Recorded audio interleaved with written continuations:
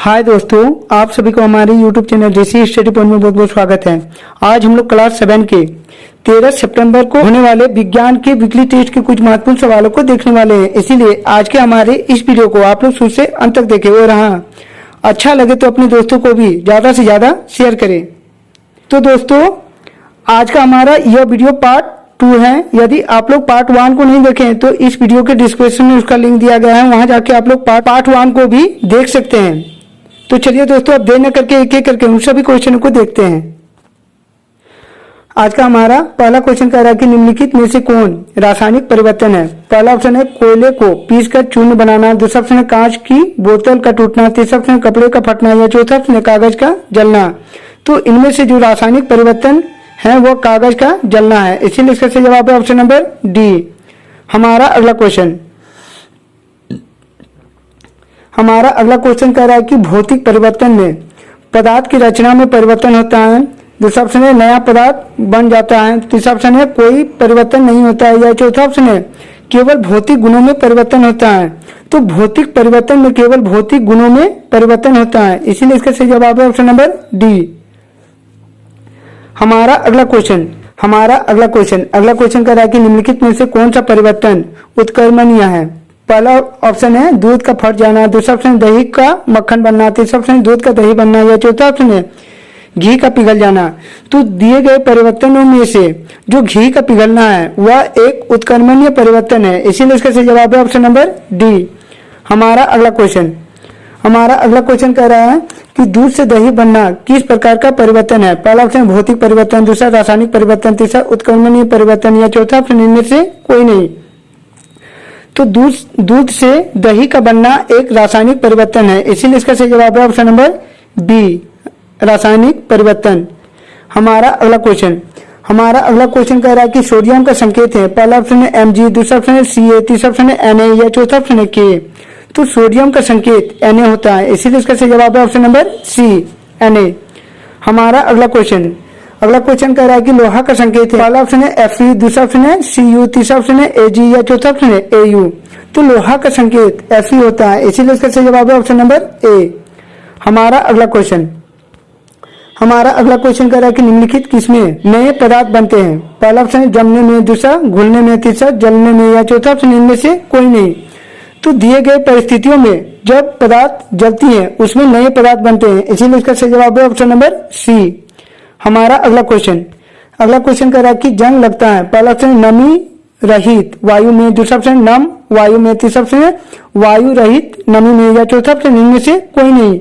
तो जंग नम वायु में बनती है, इसीलिए इसका सही जवाब है ऑप्शन नंबर बी।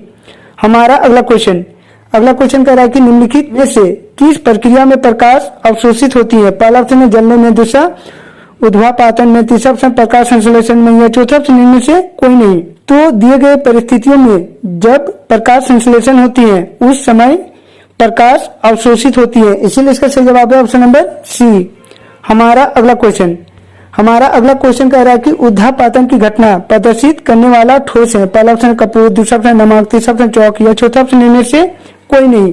तो ऊर्ध्वापातन की घटना प्रदर्शित करने वाला ठोस कपूर है, इसीलिए इसका सही जवाब है ऑप्शन नंबर ए। हमारा अगला क्वेश्चन कह रहा है कि गर्म करने पर प्रसारित होने वाला पदार्थ है। पहला ऑप्शन लोहा, दूसरा ऑप्शन वायु, तीसरा ऑप्शन मिश्र धातु या चौथा ऑप्शन इनमें से सभी। तो गर्म करने पर प्रसारित होने वाला पदार्थ लोहा, वायु, मिश्र धातु ये सभी है, इसीलिए इसका सही जवाब है ऑप्शन नंबर डी। हमारा अगला क्वेश्चन कह रहा है कि चूना जल यानी बुझा हुआ चूना का रासायनिक सूत्र है। पहला ऑप्शन है CaO, दूसरा ऑप्शन है CaOH2, तीसरा ऑप्शन है CaCO2 या चौथा ऑप्शन है H2O। तो चूना जल या बुझा हुआ चूना का रासायनिक सूत्र CaOH2 होता है, इसीलिए इसका सही जवाब है ऑप्शन नंबर बी। हमारा अगला क्वेश्चन कह रहा है कि अमोनियम क्लोराइड का रासायनिक सूत्र है। पहला ऑप्शन है HCl, दूसरा ऑप्शन है NaCl, तीसरा ऑप्शन है NH4Cl या चौथा ऑप्शन है H2O। तो अमोनियम क्लोराइड का रासायनिक सूत्र NH4Cl होता है, इसीलिए इसका सही जवाब है ऑप्शन नंबर सी। हमारा अगला क्वेश्चन कह रहा है कि फेरस सल्फेट यानी हरा थोथा का रासायनिक सूत्र है? पहला ऑप्शन है FeSO4, दूसरा ऑप्शन है H2SO4, तीसरा ऑप्शन है K2SO4 या चौथा ऑप्शन है CuSO4। तो फेरस सल्फेट यानी हरा थोथा का रासायनिक सूत्र FeSO4 होता है, इसीलिए इसका सही जवाब है ऑप्शन नंबर ए। हमारा अगला क्वेश्चन कह रहा है कि नीला थोथा का रासायनिक सूत्र है? पहला ऑप्शन है CuSO4 into 4H2O, दूसरा ऑप्शन है CuSO4 into 5H2O, तीसरा ऑप्शन है CuSO4 into 7H2O या चौथा ऑप्शन है CuSO4 into 10H2O। तो नीला थोथा का रासायनिक सूत्र CuSO4 into 5H2O होता है, इसलिए इसका सही जवाब है ऑप्शन नंबर बी। हमारा अगला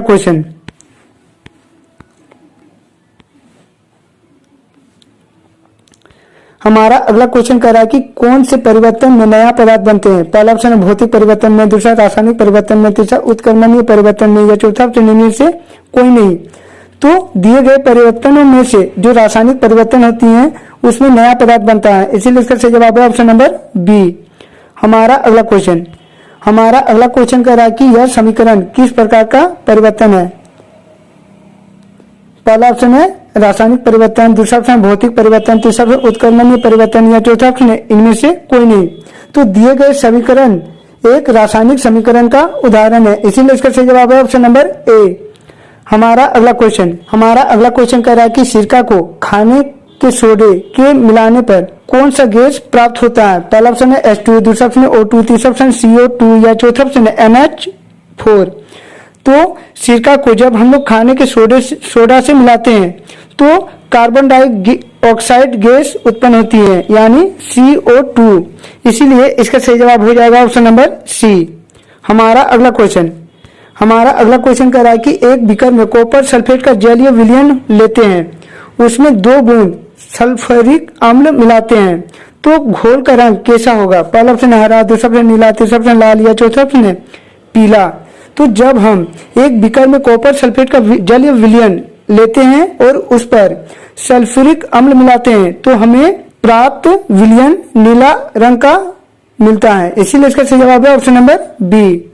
हमारा अगला क्वेश्चन कह रहा है कि जंग लगे लोहे से खरोच लगने पर कौन सी बीमारी होती है? पहला ऑप्शन है हैजा, दूसरा ऑप्शन बुखार, तीसरा ऑप्शन टिटनेस या चौथा ऑप्शन टाइफाइड।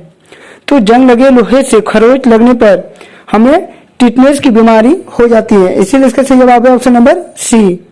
हमारा अगला क्वेश्चन कह रहा है कि सोडा में नींबू का रस मिलाने पर कौन सी गैस उत्पन्न होती है? पहला ऑप्शन है O2 गैस, दूसरा ऑप्शन है CO2 गैस, तीसरा ऑप्शन है M2 गैस या चौथा ऑप्शन है Cl2 गैस। तो सोडा में नींबू का रस मिलाने पर हमें कार्बन डाइऑक्साइड गैस उत्पन्न होती है, इसीलिए इस सवाल का सही आंसर हो जाएगा option number B CO2 gas यानी कार्बन डाइऑक्साइड। हमारा अगला क्वेश्चन कह रहा है कि समझाइए कि रेगिस्तानी क्षेत्रों की अपेक्षा समुद्रीय क्षेत्रों में लोहे की वस्तुओं में जंग क्यों लगती है? तो इसका सही आंसर हो जाएगा कि जंग लगने के लिए लोहा, ऑक्सीजन तथा जल जरूरी है। यदि वायु में नमी तथा लवणता अधिक हो तो जंग जल्दी लगती है, इसीलिए समुद्र तटीय क्षेत्रों में लोहे की चीजें जल्दी कमजोर हो जाती हैं। हमारा अगला क्वेश्चन कह रहा है कि भौतिक एवं रासायनिक परिवर्तन में अंतर को उदाहरण द्वारा समझाइए। तो इसका सही आंसर हो जाएगा कि भौतिक परिवर्तन वह परिवर्तन जिसमें किसी पदार्थ के गुणों में परिवर्तन होता है उसे भौतिक परिवर्तन कहते हैं। उदाहरण के लिए लोहे की कुदाल तथा खुरपी को कुछ दिनों के लिए खुले में छोड़ देने पर उस पर भूरे रंग की परत जम जाती है जिसे जंग कहते हैं। अगला है रासायनिक परिवर्तन वह परिवर्तन जिसका एक अथवा एक से अधिक नए पदार्थ बनाते हैं रासायनिक परिवर्तन कहते हैं। उदाहरण के लिए मोमबत्ती का पिघलना एक रासायनिक परिवर्तन का उदाहरण है। हमारा अगला क्वेश्चन कह रहा है कि जंग क्या है, इससे क्या क्या हानियां हैं, इससे बचने के क्या उपाय किए जा सकते हैं। तो इसका सही आंसर हो जाएगा कि जंग एक हानिकारक रासायनिक प्रक्रिया है। यह लोहे की वस्तुओं को धीरे धीरे नष्ट कर देती है, अतः जंग के कारण अरबों रुपये की क्षति होती है। इससे बचने के लिए लोहे की पेंट अथवा ग्रीस लगाकर रखना चाहिए। लोहे की वस्तुओं पर जिंक धातु की परत चढ़ाकर भी हम लोग उससे जंग से बचा सकते हैं। हमारा अगला क्वेश्चन और हमारे सेट का आखिरी क्वेश्चन। अगला क्वेश्चन कर रहा है कि स्टील के चम्मच को अचार के डिब्बे में क्यों नहीं रखना चाहिए। तो इसका सही आंसर हो जाएगा कि स्टील के चम्मच को अचार के डिब्बे में नहीं रखना चाहिए, क्योंकि स्टील का पदार्थ अचार में पाए जाने वाले अम्ल यानी साइट्रिक अम्ल से अभिक्रिया कर ऑक्साइड बनाती हैं, जिससे अचार के खराब होने की संभावना बढ़ जाती है। तो दोस्तों यह था हम लोगों का आप लोगों के होने वाले 13 सितंबर के वीकली टेस्ट का कुछ महत्वपूर्ण क्वेश्चन। इसी तरह के अच्छे अच्छे वीडियो को सबसे पहले देखना चाहते हैं तो हमारे इस चैनल से जुड़ जाएं, हमारे इस चैनल को सब्सक्राइब कर ले और बेल आइकन को दबा ले, ताकि हमारे इस चैनल में जब भी कोई नया वीडियो अपलोड हो आप तक नोटिफिकेशन सबसे पहले पहुंचे। तो चलिए दोस्तों और एक नए वीडियो के साथ फिर मिलते हैं, तब तक के लिए बाय।